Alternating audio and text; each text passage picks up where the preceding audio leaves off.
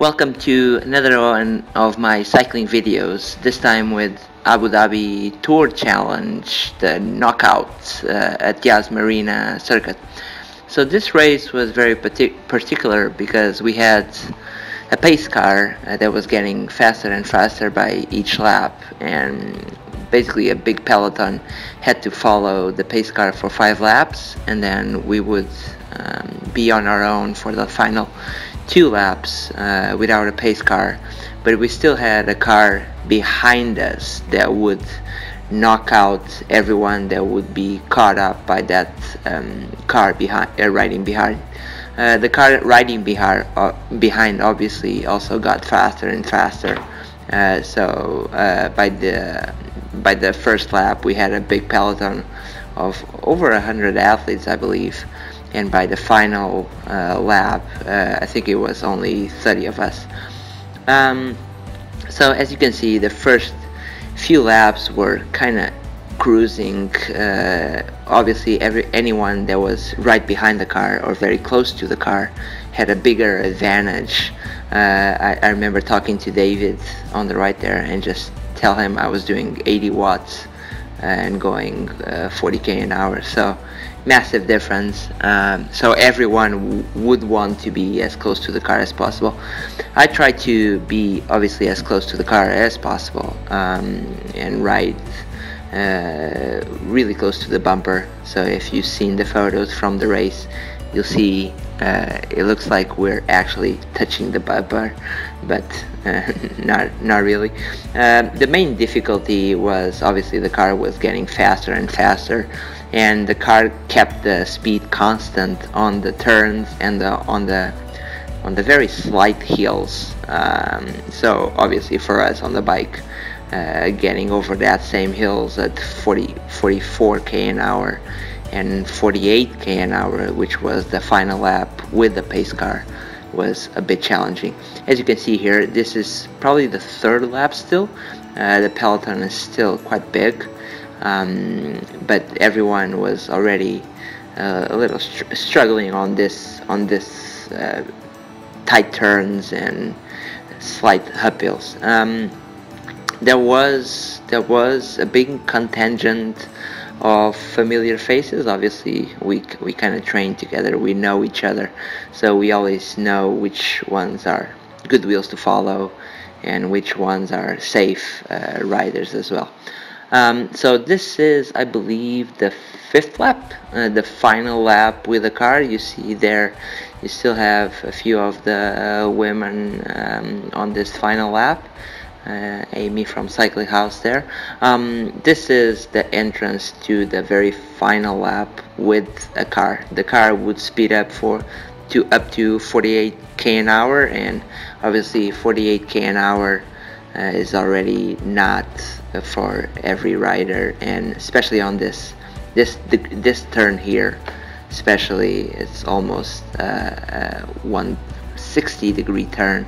So this is where the main brakes were happening, because when you have a car going that fast in front of you, you want to get to the back of the car as soon as possible after the turns.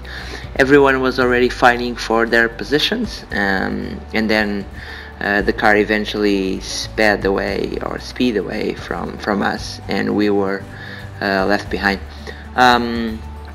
This is the entrance to the very final lap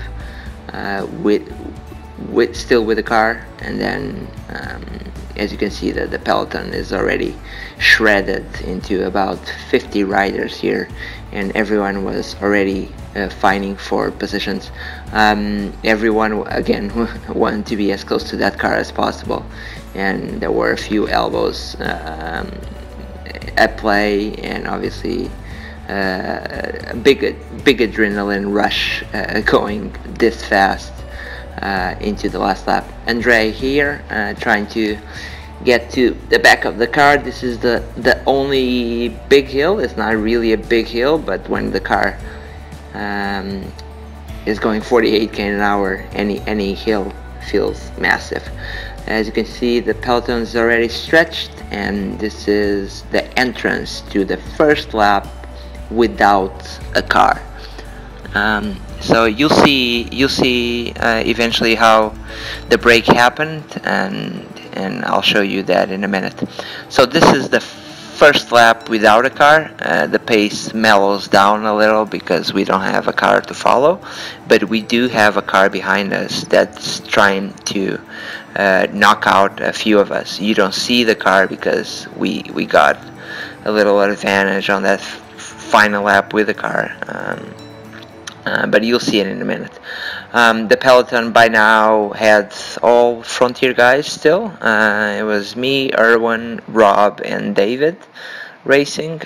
David, fresh off his aviation challenge win just yesterday. This is the Viceroy double turn. Already people struggling, and it was a little hard to keep on everyone's wheels, but as you can see, the speed was already very challenging. You'll see how the break happened. So on that first lap without a car pacing us, there was a sprint, and then there would be another lap after that one, with the first one without car, where everyone would race to the line. This is the final hill before the sprint. This is going to be the first lap without the car and the sprint. I'm about 10th wheel now. I don't know what that guy was complaining. I guess, I don't know, some weird move. And this is where our breakaway, our 4-man breakaway that eventually won the race, would make a difference. So this is the big turn after. This is the final lap. Callum on my wheel, and there's a point here where kinda everyone was just looking at each other, and I just we were still cutting a few of the sprinters there, so I went to the right of the track, and kinda no one really followed. As you can see, the car at the back is trying to knock us out on this final lap. He keeps the speed constant, and no one really follows, other than Erwin, Callum, that's right on Erwin's wheel, and also the fourth guy on our breakaway. And this is how the breakaway happens. No one really followed. We had two other guys on the peloton not really working to catch us at the front. We could still see them at the far back there, but this is how it happened. We made it. We worked together well.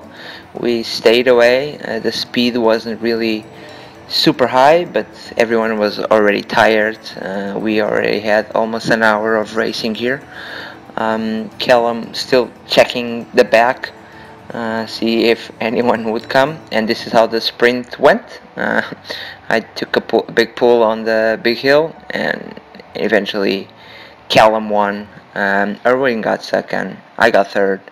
So it was a pretty good day for us. Thank you for watching.